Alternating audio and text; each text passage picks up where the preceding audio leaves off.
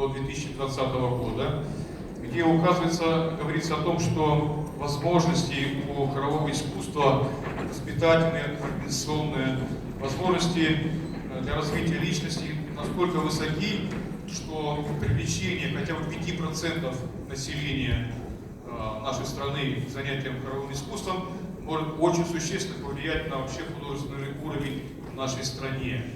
И поэтому этому действительно уделяется очень большое внимание.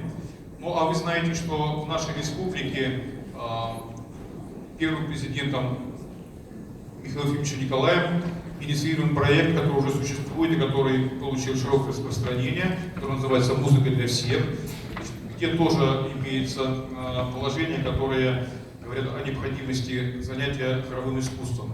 Ну а Всероссийское хоровое общество, оно ставит своей целью, чтобы вообще во всех школах музыкальные занятия проходились именно в таком вот формате, чтобы в первую очередь наши учащиеся занимались хоровым искусством. Ну и продолжает наш концерт женский камерный хор отделения хорового дирижирования Якутского музыкального колледжа имени Жиркова «Сардана». В их исполнении прозвучат русская народная песня «В темном лесе», обработка Свешникова, и русская народная песня «Лейся, лейся, капуста», обработка Орлова. Руководитель Светлана Антонова, отличник культуры Российской Федерации, лауреат международных конкурсов.